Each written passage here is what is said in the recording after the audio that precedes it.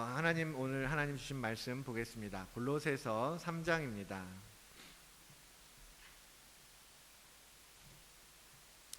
다 같이 일어나셔서 3장 18절로 25절까지의 말씀 우리 한 목소리로 함께 받들도록 하겠습니다. 함께 읽겠습니다. 아내들아 남편에게 복종하라. 이는 주 안에서 마땅하니라. 남편들아 아내를 사랑하며 괴롭게 하지 말라. 자녀들아 모든 일에 부모에게 순종하라. 이는 주 안에서 기쁘게 하는 것이니라. 아비들아 너희 자녀를 노엽게 하지 말지니 낙심할까 함이라. 종들아 모든 일에 육신의 상전들에게 순종하되 사람을 기쁘게 하는 자와 같이 눈가림만 하지 말고 오직 주를 두려워하여 성실한 마음으로 하라. 무슨 일을 하든지 마음을 다하여 주께 하듯 하고 사람에게 하듯 하지 말라. 이는 기업의 상을 주께 받을 줄 아나니 너희는 주 그리스도를 섬기느니라. 불의를 행하는 자는 불의의 보응을 받으리니 주는 사람을 외모로 취하심이 없느니라. 아멘. 하나님의 말씀입니다. 자리에 앉으시기 바랍니다. 오늘도 샬롬 하고 우리 함께 인사해 볼까요? 샬롬. 우리 지난주에 했었죠? 샬롬 무슨 뜻이에요? 평화, 평강이라는 뜻입니다. 샬롬, 샬롬. 예. 샬롬. 예. 그러면서 이렇게 인사해 볼까요? 새해에도 변함없이 하나님의 평강이 함께 하시길 축복합니다. 새해에도 변함없이 하나님의 평강이 함께 하시기를 축복합니다. 축복합니다.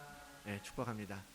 이렇게 빈 평안이 여러분의 집에 머물기를 원합니다. 여러분의 집에 있지 않고 나한테 되돌아오는 거 원치 않습니다. 여러분이 평강 안에서 누리며 살아가는 모두가 되시기를 원합니다.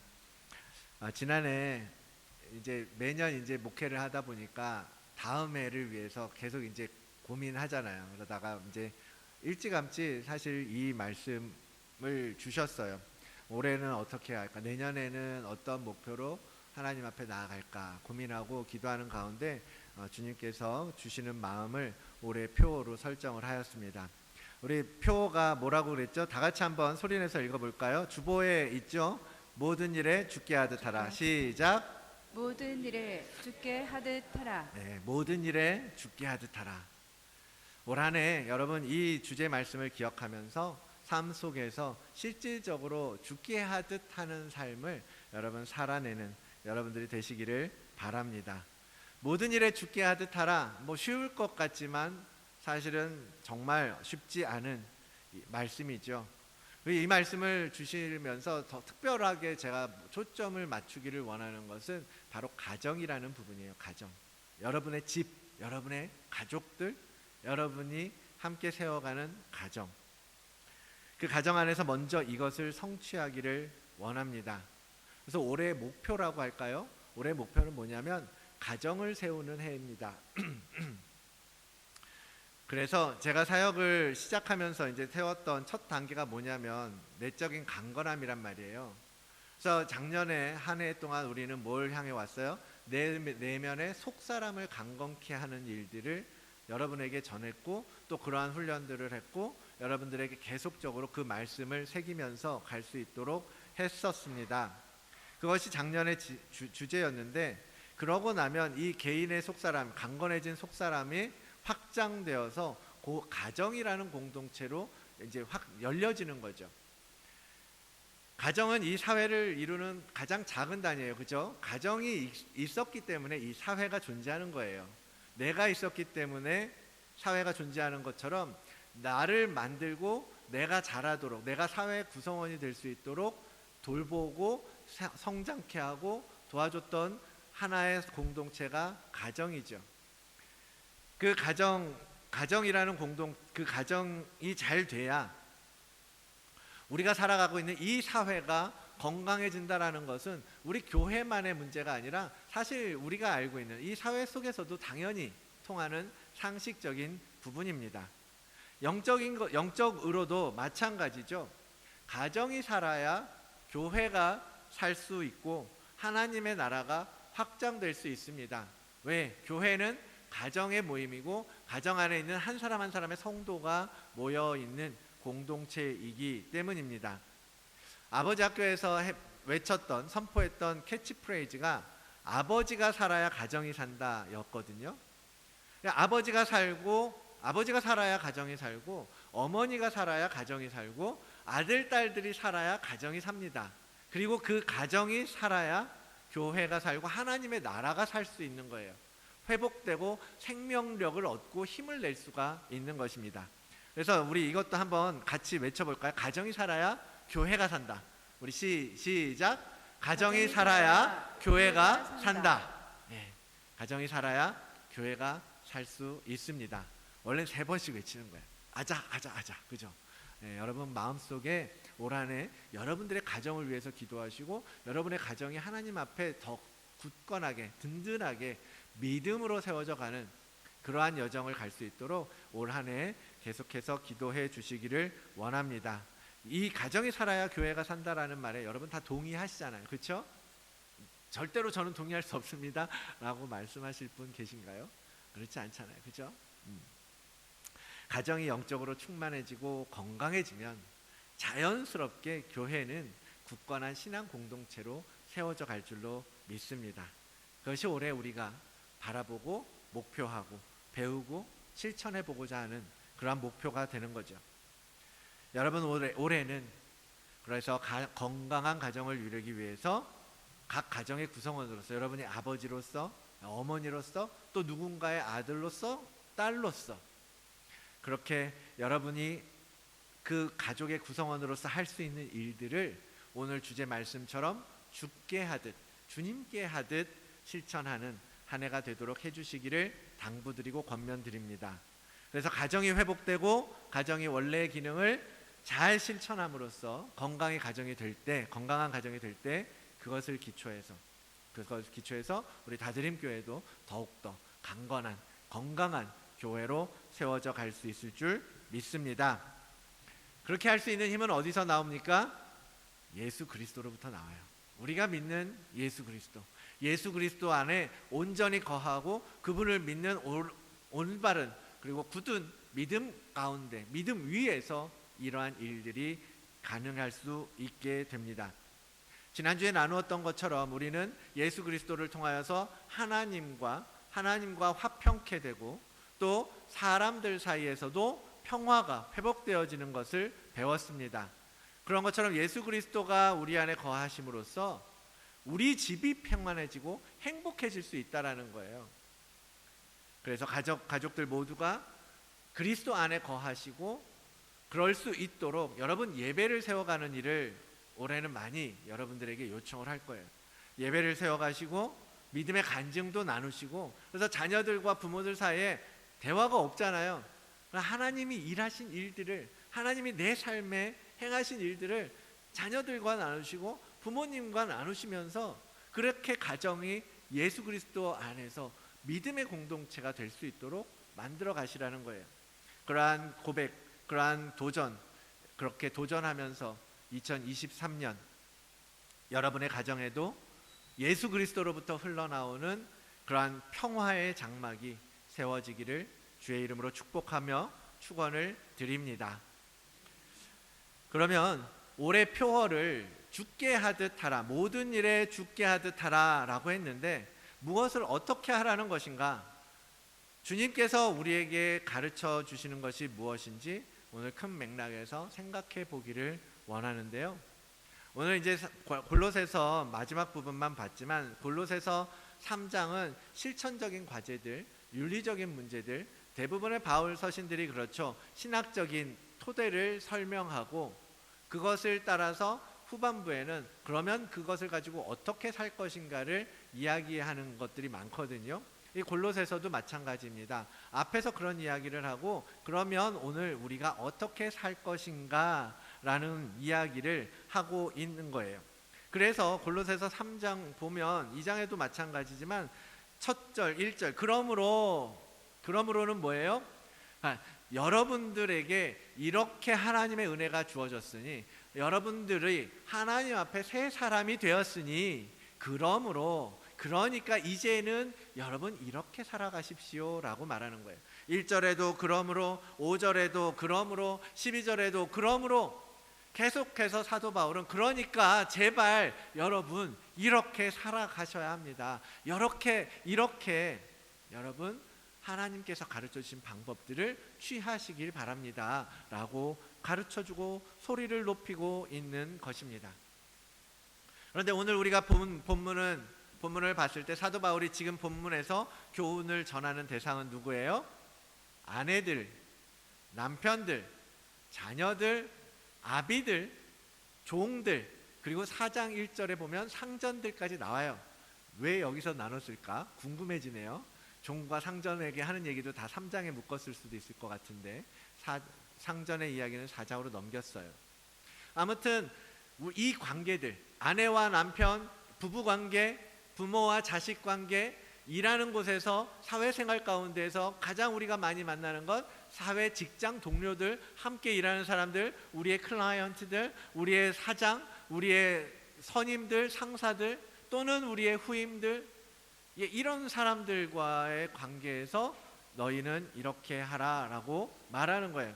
그래서 실질적으로 사실 지금 말하고 있는, 물론 단어에만 초점을 맞출 필요는 없지만 사실 우리가 살아가는 데 있어서 가장 핵심적으로 만나는 관계, 그들에 대해서 사도 바울은 먼저 교훈을 하고 있는 거예요. 그런 가운데 무슨 일을 하든지 마음을 다하고 주께 하듯 하고 사람에게 하듯 하지 말라라고 교훈하고 있는 것입니다.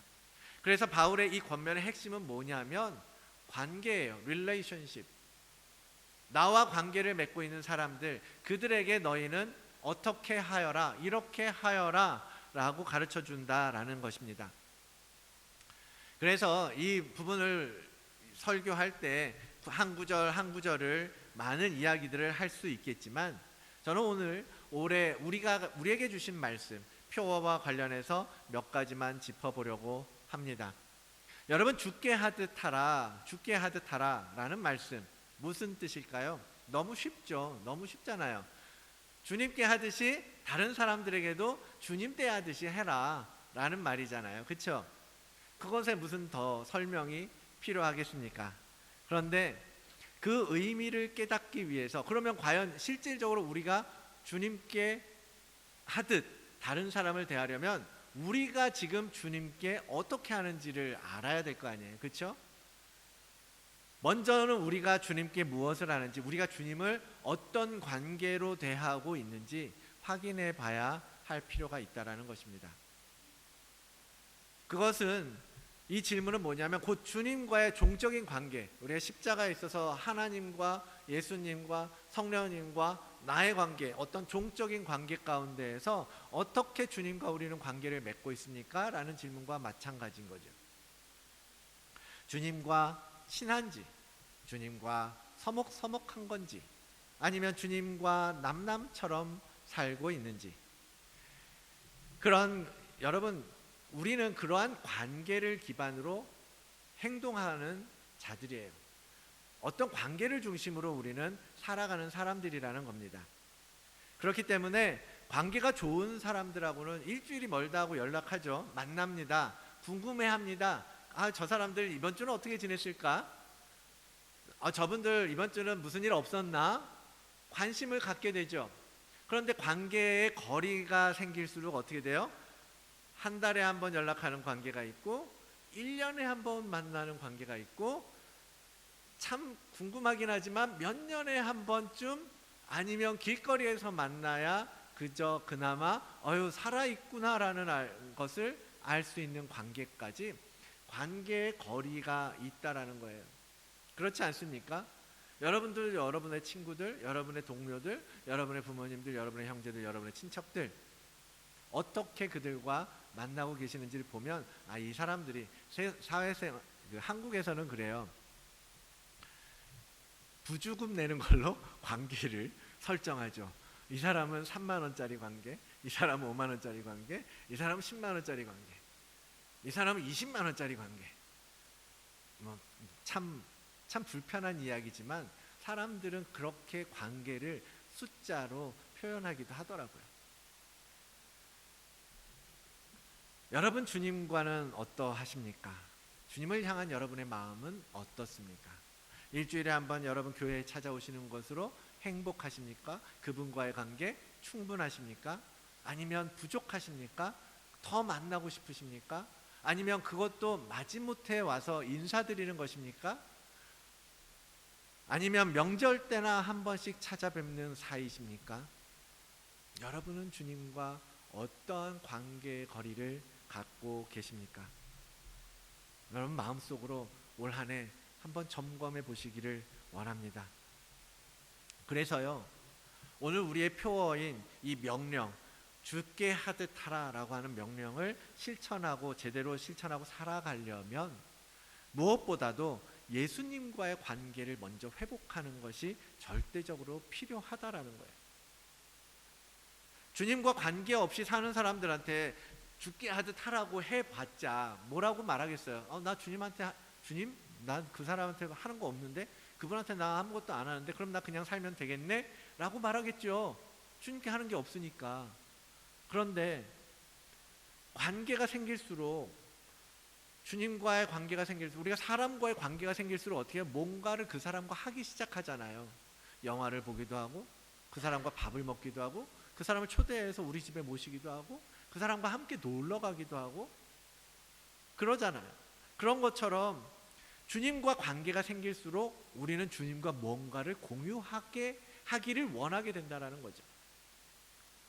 주님과 함께 뭔가 해보고 싶고, 주님을 안 만나면 어떡하지 궁금하고, 주님 앞에 가서 주님의 말씀을 듣고 주님 앞에 나의 고할 바를 구하고 그렇게 가고 싶게 되지 않겠습니까?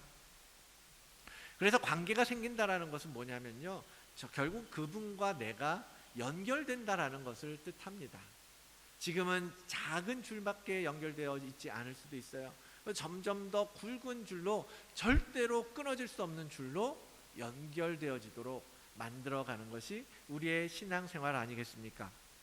그분의 피가 우리 안에 흐르기 시작하고, 그분의 생명이 우리 안에 자라기 시작하고, 그분의 구속의 은총이 우리의 삶에 관여하기 시작했다라는 것, 그것이 바로 주님과 이제 우리가 연결되었다라고 말할 수 있는 거죠.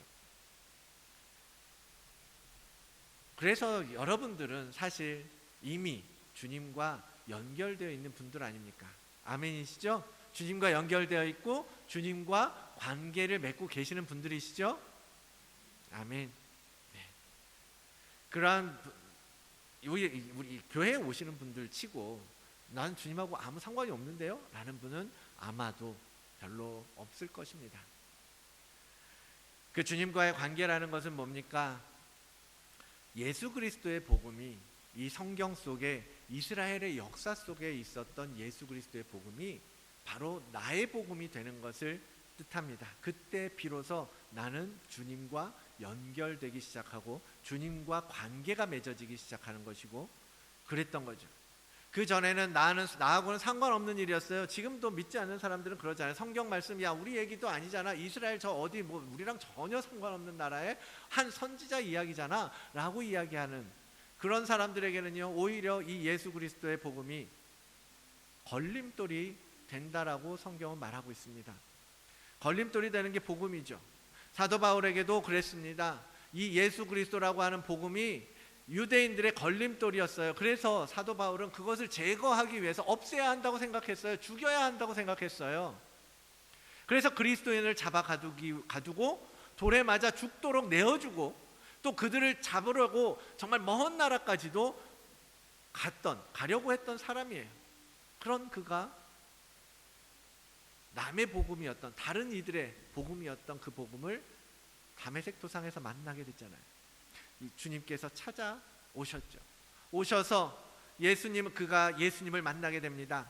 그때 사도 바울은 비로소 나의 복음으로 예수 그리스도를 깨닫게 되었고, 이제는 그 이후에 어떻게 됐어요? 주를 위해 사는 자로 살게 됐잖아요. 놀라운 사도의 삶을 살았습니다. 사랑하는 여러분, 우리가 말씀대로 살기 위해서 먼저는 주님과의 관계를 점검하는 자세가 필요합니다. 정말 나는 주님을 믿고 있는가? 나는 주님을 사랑하는가? 내가 과연 주님을 얼만큼 사랑하는가? 나는 주님과 어떤 관계를 맺고 살아가고 있는가?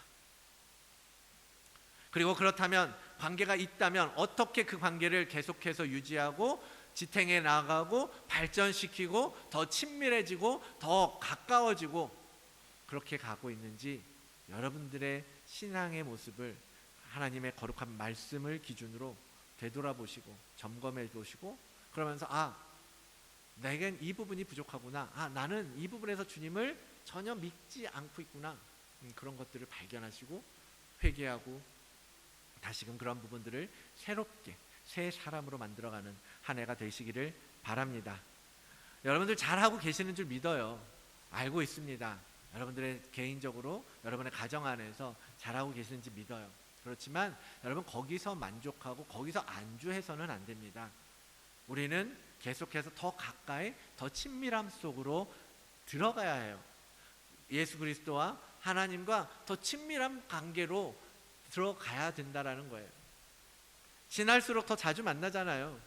친할수록 더 궁금해지고 가까운 친구일수록 더 매일 통화하잖아요. 그런 것처럼 주님과 더 친한 관계가 될수록 그분과의 교제를 사모하는 것은 우리 인간에게 주신 하나님의 감정인 것 같아요. 그러한 감정이 있기 때문에 누군가를 사랑할 수 있는 것이고 우리가 주님을 사랑한다면 그 주님 앞에 그 사랑 때문에 나아가게 되는 것, 그건 너무나 당연한 것 아니겠습니까? 그냥 여러분 어쩔 수 없이 만나는 관계, 그냥 마지못해서 교회에 가야 되는 관계, 거기에 머물지 마시고 정말로 내가 그분을 믿는, 내가 믿는 그분 주님 예수 그리스도를 조금 더 알아가기 위하여 그분에게 더 다가가는, 그래서 좀 더 얽히고 더 설키는 그러한 복된 관계 속으로 들어가기를 소원합니다. 우리가 왜 주님과 더 가까워지지 못하는가? 그 이유는 주님이 가져다 주신 이 모든 것에 대한 가치를 우리가 잘 모르고 있기 때문입니다. 누가복음 7장에서 지난해 봤는데 향유 옥합을 부어서 예수님의 발을 씻어주었던 여인, 여러분 기억하시죠? 바리새인 시몬의 집에 예수님께서 초청을 받고 들어가셨습니다. 그곳에 한 여인이 왔어요. 그리고 와서 향유를 예수님의 발에 부으면서 그 머리를 풀어서 그 머리로 예수님의 발을 씻겨 주었던 사건이 있습니다. 그때 주님께서 이 여인의 행동을 보면서 바리새인 시몬에게 이렇게 말씀하세요. 이르시되 빚주는 사람에게 빚진 자가 둘이 있어 하나는 500데나리온을 졌고 하나는 50데나리온을 졌는데 갚을 것이 없으므로 둘 다 탕감하여 주었으니 둘 중에 누가 더 그를 사랑하겠느냐? 바리새인이 당연하다는 듯이 대답합니다. 더 많이 탕감받은 사람이 더 사랑이 크겠죠 라고 답하죠. 그때 주님께서 말씀하시기를 그러므로 내가 너에게 말하노니 그의 많은 죄가 사하여 줬도다. 이는 그의 사랑함이 많음이라. 사함을 받은 일이 적은 자는 적게 사랑하느니라 라고 말씀하세요. 자, 주님을 사랑하는 이유, 주님을 사랑함이 적은 이유는 그분의 은혜의 크기를 우리가 알지 못하고 있다라는 거예요. 우리는 50데나리온만큼밖에 그 은혜를 경험하지 못하고 살기 때문에 하나님을 사랑함에 있어서도 그냥 그만큼밖에는 못 드리는 거예요. 그렇게 주님께서 설명해 주시는 것입니다. 그래서 우리가 주님께서 우리에게 주신 것이 무엇인지, 그 분량이 얼만큼인지 그것을 아는 것이 우리에게 의미가 있다라는 거죠. 우리가 주님을 사랑하고 주님을 어떻게 대할 것인지를 알아가는 데 있어서 주님께서 주신 것이 무엇인지, 그 주님이 이 땅에 오셔서 우리에게 은혜를 주셨어요. 그렇죠? 은혜를 주셨다라고 말합니다. 그 은혜란 과연 무엇이었는지 그것을 아는 것이 중요하다라는 것입니다. 그게 무엇이었습니까? 먼저는 우리를 끝까지 죽기까지 사랑하셨다라는 거예요. 그렇죠? 요한복음 13장 1절 6월절 전에 예수께서 자기가 세상을 떠나 아버지께로 돌아가실 때가 이른 줄 아시고 세상에 있는 자기 사람들을 사랑하시되 끝까지 사랑하시느니라. 끝까지 사랑하시니라. 저는 이 말이 너무 좋은 것 같아요. 예수님이요 우리를 사랑하시는데 정말 끝까지 사랑하신다라는 거예요. He loved them to the end, the very end라고 성경은 기록하고 있어요. 요한복음 10장에는 이렇게 말합니다. 나는 선한 목자라, 선한 목자는 양들을 위하여 목숨을 버립니다. 여러분, 양을 위해서 목숨을 버리는 목자가 어디 있어요 이 세상에? 그렇죠? 양 한 마리 때문에 목숨을 버려요? 말도 안 되죠. 이해할 수도 없어요. 상상할 수도 없습니다. 그런데 주님은 내가 양 한 마리를 위해서라도 나의 목숨을 주겠노라라고 말씀하시는 거예요. 왜? 우리를 향한 그 주님의 사랑이 너무너무나 크시기 때문에 주님은 양 한 마리도 결코 잃어버리기를 원치 않으시는 거예요. 살려내기를 원하시는 거예요. 그래서 주님은 자신의 목숨을 내어주기까지 우리를 사랑하셨다라는 거죠. 그래서 주님은 십자가에 오르신 것입니다. 우리를 대신해서 죄값을 치러주신 거죠. 우리의 빚을 갚아주시기 위해서. 우리가 아직 죄인 되었을 때 그리스도께서 우리를 위하여 죽으심으로 하나님께서 우리에 대한 자기의 사랑을 확증하셨느니라. 우리가 아직 죄인 되었을 때 그리스도께서 우리를 위하여 죽으심으로 하나님께서 우리를 향한 자기의 사랑을 확증하셨다라고 성경은 말하고 있습니다. 이 사랑은 우리의 이성으로 판단하고 생각할 수 없죠. 이해할 수가 없어요. 이해할 수 없는 신비의 영역입니다. 한낱 피조물에 불과한, 만약에 하나님께서 창조하셨다면 그 창조한 무언가를 위해서 죽어? 그럼 말도 안 되는 이야기를 성경은 지금 기록하고 있다라는 거예요. 그런데 여러분, 그것을 믿는 게 더 신기하지 않습니까? 여러분, 그걸 믿기 때문에 이 자리에 와 계시지 않습니까? 이 불완전하기 짝이 없고 그 지으신 창조주이신 하나님을 인정하고 그분 앞에 무릎 꿇기보다는 그분을 무시하고 거부하기를 밥 먹듯이 하는 이 죄인인 나를 위해서 아들을 주신 그 사랑, 그것을 우리의 생각으로 어떻게 받아들이고 어떻게 이해할 수 있겠습니까? 그러나 그것이 바로 성경이 말하는 예수 그리스도의 사랑이라는 거예요. 이해하기 힘들고 우리가 받아들이기 어려워도요, 이 진리는 변함없는 진리입니다. 우리에게 믿음을 주신 성령께서 이 진리에 대해서도 우리를 깨닫게 해주시고 눈을 열어주셔야 돼요. 그래야 그 사랑을, 하나님께서 얼만큼 우리를 사랑하셨구나 라는 것을 우리가 알 수 있다라는 거예요. 그리고 그래야 내가 진 빚이 50데나리온 정도가 아니라 정말 1만 달란트, 도저히 우리가 상상할 수도 없는 그 어마어마한 빚을 갚아주셨던 것임을 깨닫게 해주셔야 되는 거예요. 그래야 주님께서 우리에게 보여주신 그 사랑의 가치를 그제서야 조금이나마 주님께서 우리를 얼마나 사랑하셨는지 감을 잡고 고백할 수 있게 되는 겁니다. 그것을 알아야 되는 거예요. 두 번째로 주님이 주신 것은 뭐죠? 영원한 생명. 이렇게 지난해에도 말씀드렸죠. 요한복음 11장 25절 26절. 예수께서 이르시되 나는 부활이요 생명이니 나를 믿는 자는 죽어도 살겠고 무릇 살아서 나를 믿는 자는 영원히 죽지 아니하리라 라고 말씀하셨습니다. 나는 부활이요 생명이라.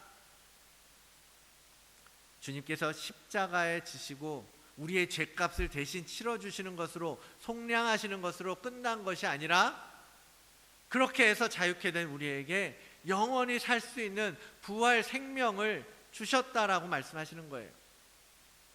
처음 사람 아담은 생명을 떠나서 죽음을 우리에게 가져왔지만 주님은 그것을 돌이켜서 다시 우리를 영원한 생명으로 들어갈 수 있도록 길을 열어주셨습니다.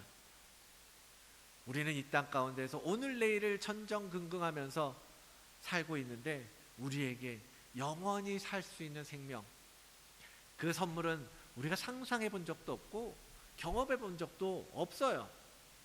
영생을 살아본 사람도 없었고 영생, 그 모든 그런 영생을 찾는 사람들 다 그걸 꿈꾸다가 결국 죽고 말았잖아요. 그런데 주님이 우리에게 그 영생을 가져다 주셨다. 그것을 믿는, 그분을 믿는 믿음으로 우리가 그것을 얻게 되었다라는 것, 얼마나 놀라운 축복입니까?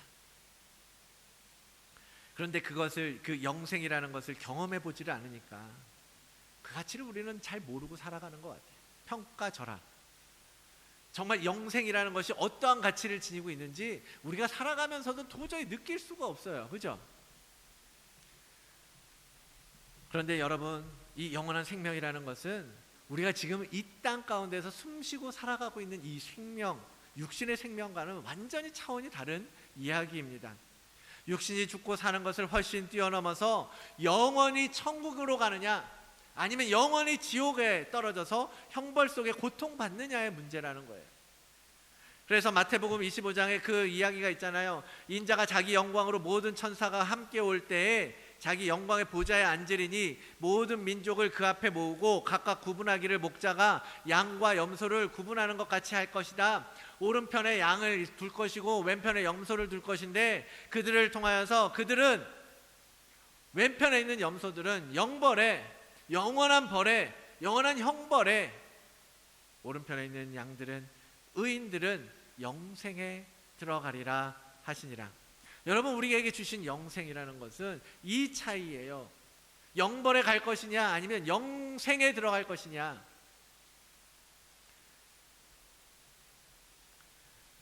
그래서 하나님의 예수 그리스도의 양떼들은 영원한 생명에 들어가게 하시는 것이 하나님의 계획이잖아요.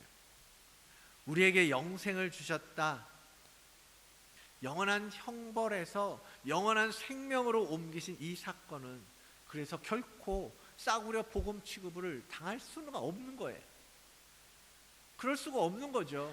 이 땅에서 살아가는 몇십 년의 시간 때문에 말할 수 없는 영원 속에 들어가야 할 우리의 생명을 이 시간 때문에 잃어버리고 놓쳐서는 안 되지 않겠습니까? 여러분, 그 가치를 분명히 깨닫고 알게 되시기를 원합니다. 세 번째로, 주님의 십자가 사역과 부활의 권능을 통해서 영생에 들어간다는 뜻은 다른 말로 하면 우리가 하나님과 다시 화목하게 되었다라는 것을 의미합니다. 저 성탄절 때 말씀드린 것처럼 하나님과 화목하게 되었다, 하나님과 화평케 되었다, 화해가 이루어졌다 라는 부분이에요. 하나님과 깨어졌던 관계를 다시 연결하고 하나님으로부터 상속자의 권세를 받았을 뿐만 아니라 영원히 하나님께서 거하실 수 있는 처소, 그 처소로 우리를 삼으시기까지 하셨습니다.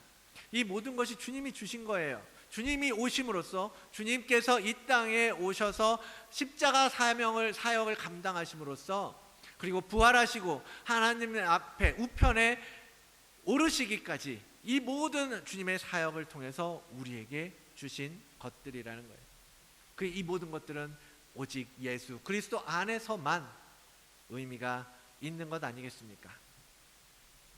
그런데 그 주님이 이루어 주신 이 모든 것들의 가치를 제대로 경험한 적이 없기 때문에 바리새인처럼 50데나리온 빚진 자처럼 사는 거예요. 그러니까 주님께서 명령하신 명령, 모든 일에 죽게 하듯 하라 하니까 뭐예요? 50데나리온 어치만큼 하는 거예요. 아니, 50데나리온이 뭐예요? 여러분, 1만 달란트 받은 사람이 100데나리온 빚진 사람을 잡아 가뒀잖아요. 500데나리온 빚진 사람, 아니 1만 달란트를 빚진 사람이 이라는 것을 깨달아도요, 우리는 50데나리온어치도 사랑할 수 없는 자들이라는 거예요. 그럼에도 불구하고 여러분, 우리가 모든 일에 죽게 하듯 하라, 그것을 실행하기 위해서는 우리가 얼마나 빚진 사람이었는지 깨닫고 그것을 인정하고 겸손히 그 모든 것들을 주신 그리스도 앞에 무릎 꿇는 거예요. 엎드려야 되는 거죠. 그럴 때 우리는 다른 사람들에게 죽게 하듯 하는 은혜를 흘려보낼 수 있는 것 아니겠습니까? 주님을 여러분 제대로 배우시고 경험하시기를 원합니다. 만나시기를 원합니다. 주님이 주신 것 하나하나 여러분 묵상해 보시기 바라요. 과연 주님이 주신 것이 아니라면 여러분 어떻게 이 자리에 여러분들이 앉아 계실 수 있겠습니까? 여러분이 지금 누리고 있는 모든 것들에 있어서 주님의 도우심이 없었다라고 여러분 자신하실 수 있습니까? 그렇지 않잖아요. 여러분이 모든 것들이 주님의 은혜입니다 라고 고백하시잖아요.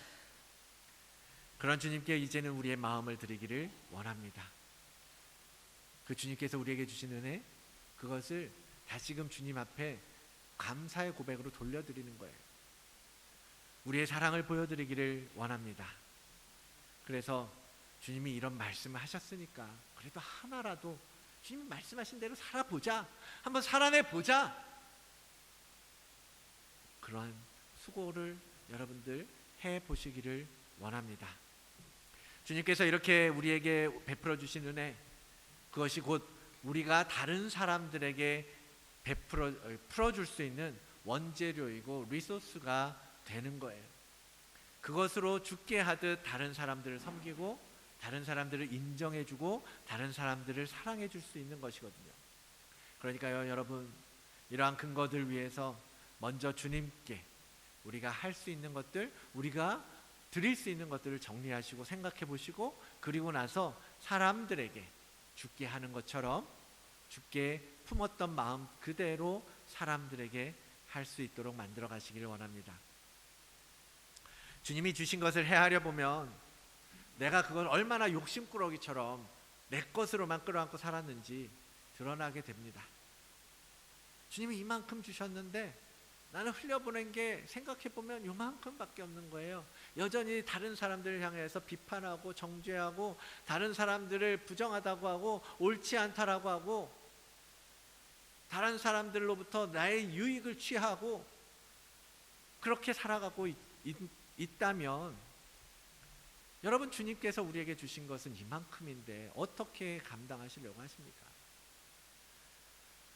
풀고 흘려보내야 했던 하나님의 은혜를 막아두고 있었다면 여러분, 올해는 그것을 좀 다른 사람들에게 풀어내는 한 해가 되시기를 원합니다. 특별히 여러분들의 가족, 부부, 아내, 남편, 자녀들에게, 부모님에게 이제는 그 사랑을, 내게 주셨던 은혜를 가지고 이제는 그들을 죽게 하듯 여러분 한 발 풀어내시기를 간절히 원합니다. 내가 살 수 있었던 그 은혜를 지금 힘겨워하고 마음 한켠에 공허함을 느끼는 가족들에게, 주변 분들에게, 신앙이 없어서 혼자 힘으로 살아가는 그들에게 보내주면 주님의 복음이 그들 안에서 일할 것입니다. 여러분이 흘려보내야 주님께서 그들 안에서 일하시는 것을 확인할 수 있잖아요. 그런 간증들이 올해 우리 교회 안에 더 풍성하게 나타나게 되는 한 해가 되기를 간절히 원합니다. 한 가지 더 짚어보기를 원하는데요, 우리가 자주 외면하는 말이죠. 표어에 이렇게 썼잖아요. 모든 일에 죽게 하듯 하라, 그죠? 근데 성경에는 원래 오늘 말씀에는 뭐라고 기록했어요? 무슨 일을 하든지 라고 말합니다. 무슨 일을 하든지, 모든 순간에, 모든 일을 가는 과정에 어떤 일이든지 죽게 하듯 하라 라고 말씀하시는데요, 사람들은 그래요. 원할 때만 그렇게 하면 된다라고 생각하는 경향이 있는 것 같아요. 말씀대로라면, 여러분의 말씀대로 산다고 한다면 언제나 모든 일에, 무슨 일에든지 우리는 이 명령을 실천하며 살아야 되는 거예요. 그런데 그거를 실천하는 게 너무너무 어렵죠. 잘 안 되지 않습니까? 말씀을 머리로는 이해하고 지적으로는, 생각으로는 알고 있어요. 그리고 그렇게 살기로 다짐도 해보고 결단도 하고 늘 생각하면서 살다가도 막상 어떤 상황이 닥치면 말씀보다는 나의 생각과 나의 주장을 고집하게 될 때가 얼마나 많습니까? 누군가하고 다툴 때 특히 그렇죠. 모든 다툼이 사실 보면 쌍방간에 조금씩 잘못이 있잖아요, 그렇죠? 그래서 서로 조금씩만 양보하고 물러서면 그러한 다툼들은 쉽게 오므러질 수 있습니다. 그런데 왜 싸우냐? 나보다 네가 더 잘못했다라는 거예요. 나도 잘못했지만 너가 고쳐야 돼, 이건 고쳐야 돼 라고 생각하기 때문에 자꾸 그런 얘기를 하다 보니까 서로 간에 아니야 내가 잘했어 네가 잘못했어라고 싸우게 되잖아요. 그럴 때 성경 말씀은 뭐라고 말씀하십니까? 서로 사랑하라, 서로 용서해라, 서로 참아줘라. 다 알잖아요. 다 알고 있지만 아니 하나님 이걸 어떻게 참아요? 이건 바꿔줘야죠. 내가 얘기해줘야죠. 저건 정말 평생 저건 바꿔야 돼요. 저렇게 가면 안 돼요. 인간입니까 저게? 그렇게 말씀하시지 않습니까? 그렇게 생각하시지 않습니까? 그것이 우리의 연약함이고 우리의 타락한 혼의 상태죠. 무슨 일을 하든지 라고 말하면 아니요, 어떻게 모든 일에 우리가 이것을 실천합니까? 하나님 이건 말도 안 됩니다. 난 할 수 없습니다 라면서 하나님 앞에 따지고 살진 않으십니까? 여러분, 우리는 주님의 명령 앞에 따질 수 있는 존재가 아니에요. 그렇죠? 하나님 어떻게 나한테 이럴 수가 있습니까? 라고 기도하시는 방법 여러분 바꾸셔야 돼요.